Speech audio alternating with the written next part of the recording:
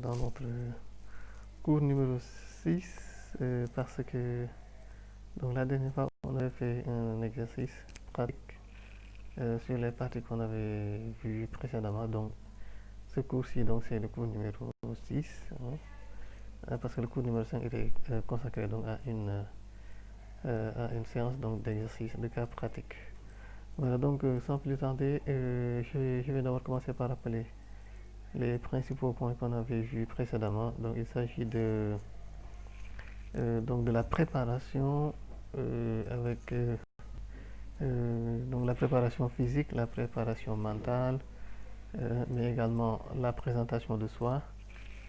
Il le fait également de savoir utiliser les outils pour détecter les besoins du client. Donc c'est pour ça qu'on avait parlé des outils comme l'outil forme, famille, travail, loisir, argent. Et également d'autres outils comme l'intelligence économique, la carte des idées, la méthode Soncas, la méthode Impro, la méthode CAB, etc. Voilà, donc il y avait beaucoup d'outils qu'on avait présentés. Et maintenant, c'était à vous de choisir l'outil qui vous va le mieux. Donc aujourd'hui, sans trop tarder, on va rapidement passer au point du jour. Donc il s'agit des étapes de l'entretien de vente. Donc quelles sont les étapes de l'entretien de vente? Donc comme vous le voyez ici, c'est la présentation de l'offre, le traitement des objections, la conclusion de la vente, la consolidation de la relation, la fidélisation du client et l'auto-analyse. Mais bon, on va expliquer en détail donc, ces éléments-là, donc, comme vous le voyez ici, parce qu'il y en a même qui classent ça en 7 ou bien peut-être même 8 étapes. Donc en tout cas, c'est ça qu'on appelle les phases de la vente, les étapes de l'entretien de vente, de la vente. Donc pour parler en détail de chacune de ces étapes, d'abord on va commencer par la prospection. Donc on va commencer par la prospection. Donc comme vous le voyez ici sur le site Wikipédia, donc la première phase c'est la prospection. Parce qu'effectivement, donc avant de pouvoir vendre, il faut avoir des cibles. Il faut avoir d'abord un prospect. Il faut faire ce qu'on appelle la prospection, n'est-ce pas? Il faut savoir quel est son marché, qui sont les clients potentiels, qui sont les personnes qui sont susceptibles d'acheter vos produits. Et donc, il faut commencer par ça. Et peut-être maintenant, si on les connaît, on va maintenant essayer d'aller vers eux. Donc de faire de la prospection, que ce soit par mail, que ce soit par téléphone, que ce soit physiquement. Je ne sais pas si vous n'oubliez pas, on avait parlé de ça même dans l'exercice, et également dans les cours précédents. Donc la prospection peut se faire physiquement, donc la personne, le commercial, le délégué médical, donc descend sur le terrain en personne, ou bien par mail, ou bien par téléphone, et même par internet, comme vous le voyez ici. Puisque aujourd'hui, donc, vous savez que les internet et les réseaux sociaux surtout sont des outils de communication, n'est-ce pas? C'est des outils de communication. Donc n'oubliez pas donc la première étape dans les phases de la prospection de la vente, c'est la prospection d'abord. Ensuite maintenant deuxième étape, c'est la préparation efficace. Donc la préparation, on avait consacré à la préparation un cours. Si vous n'avez pas oublié, donc c'est ce cours-là. Je crois que c'est le cours numéro 4. Donc il était intégralement dédié à la préparation. Donc on vous avait dit comment se préparer physiquement, mentalement, psychologiquement, avec également les outils qu'il faut avoir, catalogue, présentation PowerPoint, et également les outils formes, etc. Donc tout ça c'est la préparation. Donc il faut se préparer, comme on a dit ici, donc il faut se préparer, il faut donc avoir tout ce dont vous avez besoin pour pouvoir réussir votre action de vente, n'est-ce pas? Également, donc avant de passer donc à l'étape donc suivante. Donc l'autre étape, c'est bien sûr, c'est l'introduction gagnante et la mise en confiance. Ici, il faut savoir que le client ou bien le prospect qui est en face de vous peut ne pas vous connaître, n'est-ce pas? Hein, surtout si c'est une personne que vous rencontrez pour la première fois ou bien avec laquelle vous communiquez, vous êtes en communication, en tout cas vous avez rencontré cette personne-là pour la première fois, donc vous savez que l'être humain par nature hein, est un peu méfiant, hein, est un peu méfiant, donc souvent il se méfie des personnes qu'il ne connaissent pas, n'est-ce pas? Et donc c'est pour ça qu'il faut mettre en confiance votre prospect ou bien votre client, hein, et donc le rassurer et donc lui faire savoir que il n'a pas à s'inquiéter, hein. Et donc c'est ça qui va permettre de gagner sa confiance et de pouvoir facilement obtenir donc ce que vous voulez de lui, hein, n'est-ce pas? Parce que en fait l'étape numéro 4 après l'étape numéro 3, hein, l'étape numéro 4 c'est la découverte, hein. Donc il faut détecter les besoins du prospect ou bien du client. Mais vous savez que donc la plupart du temps les gens si elles ne vous connaissent pas, elles ne se confient pas à vous, n'est-ce pas, hein? Donc si elles ne vous connaissent pas, elles ne se confient pas à vous. La plupart du temps, les gens ne se confient pas aux inconnus. Donc c'est pour ça donc il est ici important de mettre en confiance la personne, de la rassurer, hein, pour pouvoir donc éventuellement détecter ses besoins, hein, n'est-ce pas? Et donc savoir donc qu'est-ce que vous devez lui proposer, hein. Donc, quatrième étape, c'est la découverte active, n'est-ce pas? Donc, comme on a dit tout à l'heure, après avoir rassuré la personne, maintenant, on pourra peut-être ici découvrir hein, plus profondément la personne et également détecter ses besoins, n'est-ce pas? En tout cas, ici, donc, on a une étape importante. Hein, et donc, c'est à cette étape-là qu'il faut utiliser les techniques de questionnement, hein. Vous savez qu'il y a différentes techniques pour poser des questions, hein. Pour poser des questions, on a plusieurs techniques. On a par exemple ici ce qu'on appelle les questions ouvertes, hein. Les questions ouvertes, par exemple, si vous posez à la personne des questions ouvertes, ça permet d'ouvrir le dialogue et donc ça permet également de découvrir les motivations de la personne, hein. Donc ici, donc, la personne pourra se confier à vous plus largement hein, sur ses attentes, n'est-ce pas? Par exemple, vous êtes allé rencontrer un prospect, vous le demandez, est-ce que vous avez besoin de médicaments, par exemple, hein? Ça peut être une question ouverte. La personne peut vraiment donner une réponse assez longue hein, à cette question-là, n'est-ce pas? On a aussi des questions fermées, ce qu'on appelle des questions fermées. Les questions fermées donc, permettent d'évaluer un besoin précis, hein. Donc ici, vraiment, donc, la réponse de la personne est limitée, hein. Donc également, euh, avec les questions fermées, donc, on peut avoir un contrôle sur la discussion, sur l'entretien, n'est-ce pas? Par exemple, si on pose la question suivante à notre interlocuteur, à notre prospect, par exemple, on lui pose la question suivante. Est-ce que vous achetez des médicaments génériques, hein? Par exemple, ce genre de questions-là. Est-ce que vous achetez des médicaments génériques? Donc, c'est une question fermée. Donc, la personne va vous répondre par oui ou bien par non, n'est-ce pas? Voilà, donc c'est ça qu'on appelle une question fermée. On a aussi les questions miroirs, hein. Donc, les questions miroirs qui permettent de préciser donc votre pensée ou bien la réponse que vous attendez de votre prospect ou bien de votre client, n'est-ce pas?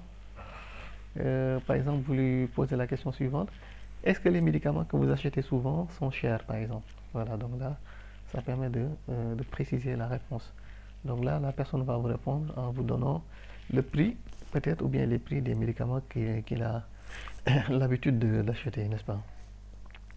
On peut également avoir des questions alternatives. Les questions alternatives permettent d'orienter le choix. Donc, excusez-moi, donc les questions alternatives permettent d'orienter le choix de votre interlocuteur ou bien en tout cas le choix des réponses, hein.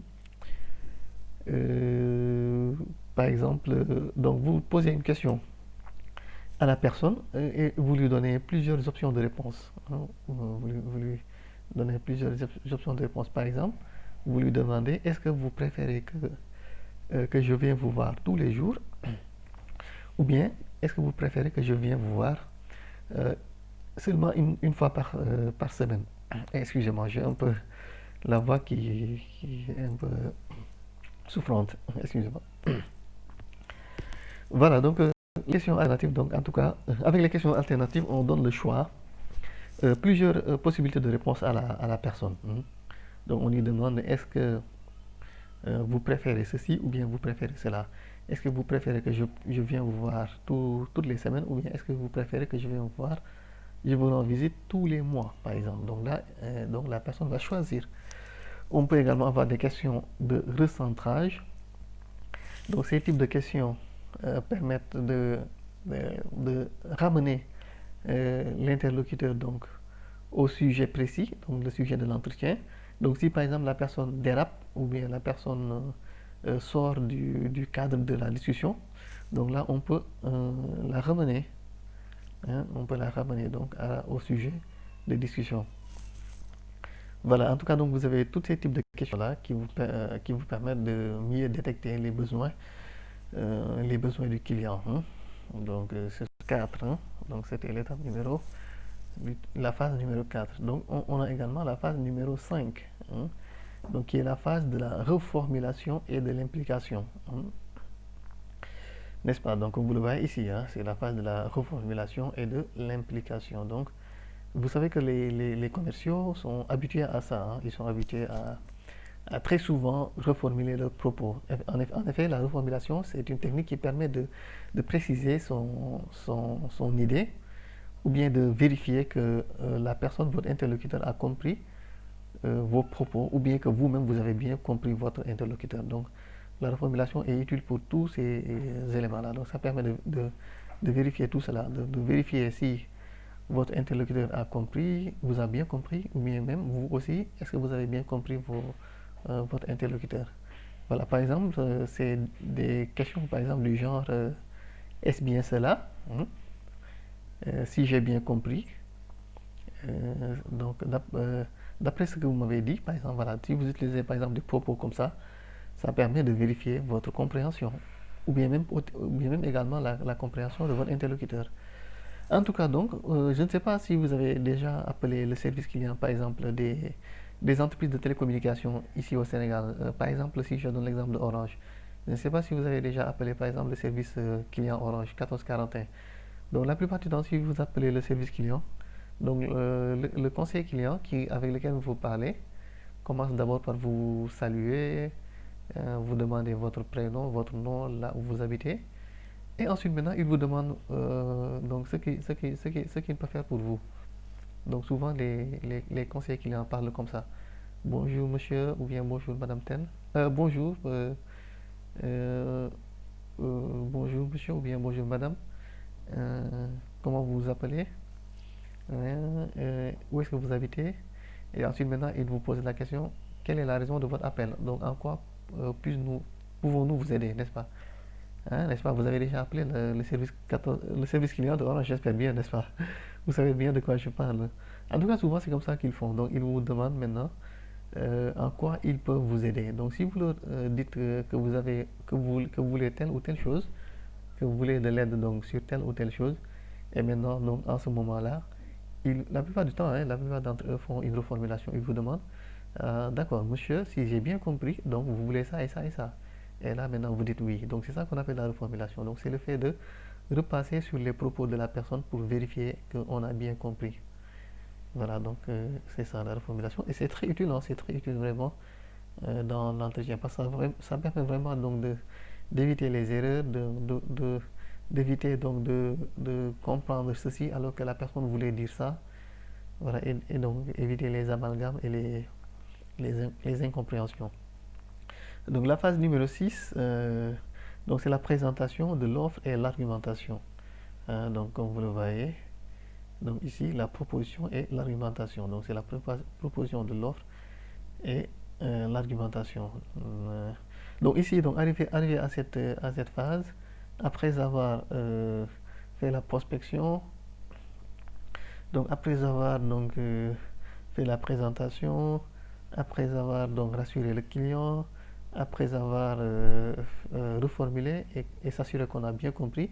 Donc ici, on va faire maintenant la proposition, parce que maintenant on connaît les besoins du client ou bien du prospect.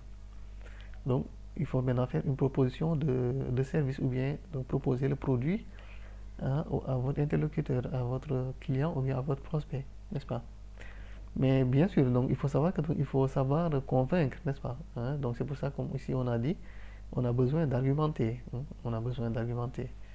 Donc en tout cas, il faut donc maintenant à cette phase-là, arriver à cette phase, hein, proposer votre produit ou bien vos produits à votre interlocuteur, à votre client, prospect, et vraiment beaucoup insister sur les avantages de votre produit. Hein.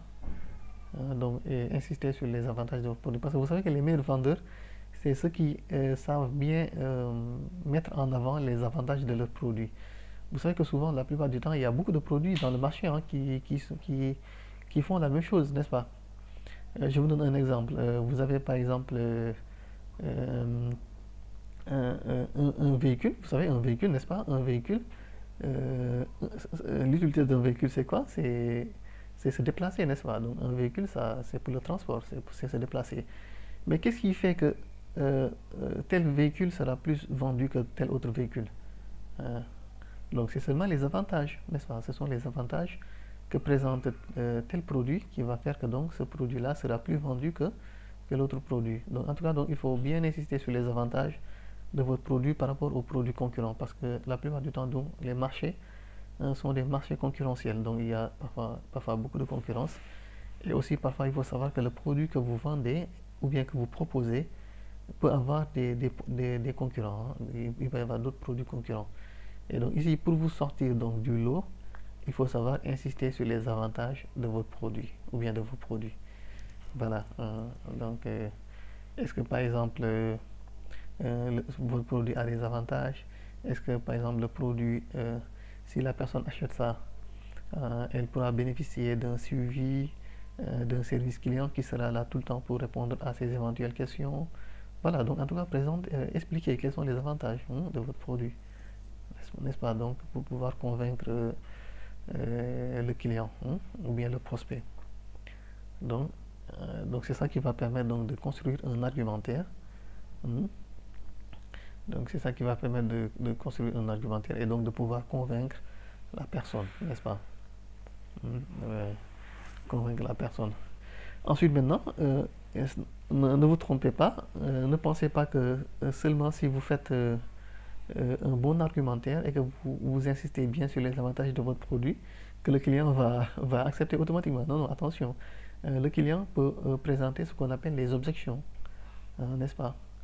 Donc, comme on a dit ici, n'est-ce pas, le client peut objecter. Donc, les objections, ce sont les réponses qui ne sont pas favorables ou bien qui sont un peu négatives, n'est-ce pas? Et donc, il faut savoir comment gérer ces réponses-là, ces objections-là, n'est-ce pas? Et donc, pour cela, donc, bien sûr, il faut se préparer à ça. Hein.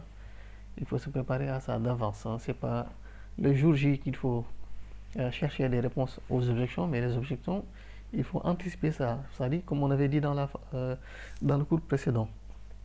Donc, dans le cours précédent, on avait bien dit que, par exemple, avec la méthode IMPRO ou bien la méthode 104, par exemple, des outils comme ça, il était possible d'anticiper sur les objections, c'est-à-dire de se poser la question suivante.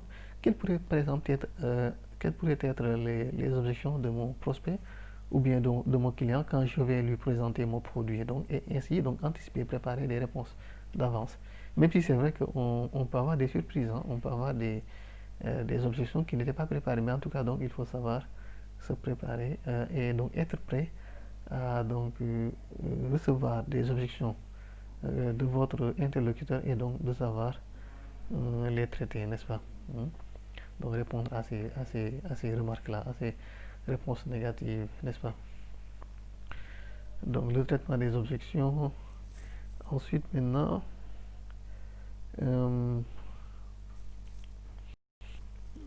le traitement des objections et ensuite maintenant la phase numéro 8, c'est la conclusion de la vente par un acte d'achat et la signature d'une commande. Voilà, donc si vous parvenez à traiter les objections, à donc répondre aux objections du client favorablement et que ces réponses-là lui convainquent, donc là, vous pouvez aboutir, conclure une vente. C'est possible donc de maintenant signer une commande. Voilà, c'est comme ça que ça se passe. En tout cas, donc c'est l'étape 8. Donc il faut vraiment donc se fixer comme objectif la signature d'une commande ou bien la conclusion d'une vente. Donc après les 7 premières étapes dont on vient de parler, n'est-ce pas? Voilà, donc parce que c'était l'objectif ultime. Hein. L'objectif ultime, c'était de parvenir à signer une commande, donc à faire passer le client ou le prospect une commande, donc à conclure une vente. Hein. Et maintenant, donc, on a la phase numéro 9 qui est la phase de prise de congé et la consolidation de la relation. Donc ici, il faut hein, donc ça va consolider la relation. Parce que donc il ne faut pas dire que voilà, j'ai vendu mon produit au client ou bien au prospect. Voilà, vraiment, je suis quelqu'un de très fort, hein, je suis excellent. Et c'est tout, voilà. Donc après, je vais aller chercher une autre personne ou bien un autre client ou bien un autre prospect pour lui vendre mon produit. Non, non. Donc il faut faire de sorte que cette même personne-là que vous avez déjà vendu, hein, que cette personne-là soit un client fidèle. Hein. Il faut donc tout faire pour fidéliser le client, n'est-ce pas? Hein. Donc tout faire pour fidéliser le client là. Il ne faut pas le laisser. Ah, parce que si vous laissez ce client-là, la prochaine fois, il ne va pas acheter votre produit. Il va aller acheter le produit de quelqu'un d'autre, n'est-ce pas? Donc il faut savoir donc fidéliser votre client ou bien votre prospect pour pouvoir éventuellement lui revendre le même produit plus tard ou bien d'autres produits plus tard, n'est-ce pas? Et il y a des choses qui quand même qui peuvent vous aider à ça. Hein. Il y a des choses qui peuvent vous aider à ça. Par exemple, parmi les choses qui peuvent vous aider à cela, il y a le respect des délais de livraison. C'est-à-dire si vous devez livrer le produit au client tel jour, à telle heure, donc il faut tout faire vraiment pour qu'il n'y ait pas de retard, hein, de retard de livraison. Parce que ça fait partie des choses qui peuvent faire que donc, le client aille ailleurs, n'est-ce pas? Donc le respect donc, des délais de livraison, c'est important. Le respect de vos engagements, voilà, donc tout ça, c'est des choses qui peuvent vous aider à mieux fidéliser votre client. Voilà, donc c'est l'étape même numéro 10, hein, comme on a dit. Donc, euh, la consolidation de la relation, c'est ça qui mène à la fidélisation du client, hein, n'est-ce pas? Et maintenant, la dernière étape, c'est l'étape numéro 11. Donc, après maintenant avoir réalisé la vente, il faut maintenant auto-analyser. Il faut donc faire un diagnostic, hein, vous auto-diagnostiquer. Donc, pour savoir qu'est-ce qui a marché, qu'est-ce qui n'a pas marché, qu'est-ce que j'ai pas bien fait, qu'est-ce que je pourrais mieux faire la prochaine fois. Hein, donc voilà, c'est ça qu'on appelle donc capitaliser. Hein, c'est ça qu'on appelle capitaliser sur ses points forts, n'est-ce pas, ses forces. Donc tout ce qui a bien marché, il faut donc essayer de capitaliser ça pour réutiliser les mêmes techniques la prochaine fois. Mais attention, donc s'il y a des choses qui n'ont pas bien marché, donc là il faut essayer de voir pourquoi et donc comment changer cela. Voilà, en tout cas, donc comme vous avez vu, ici, donc c'est ici ce qu'on a appelé le suivi. Hein. Donc il faut donc vous auto-analyser et ainsi donc euh, voilà, donc faire un diagnostic de vous-même et voir ce qui a marché, ce qui n'a pas marché, comment améliorer ça la prochaine fois et comment même capitaliser ce qui a bien marché, etc. Voilà, donc je crois qu'on peut s'arrêter là pour aujourd'hui et je crois que la prochaine fois, on va essayer de continuer avec toujours les étapes de la vente et on va parler de quelques éléments qui sont aussi importants donc pour aboutir donc, à la conclusion de vente. Donc merci pour votre attention.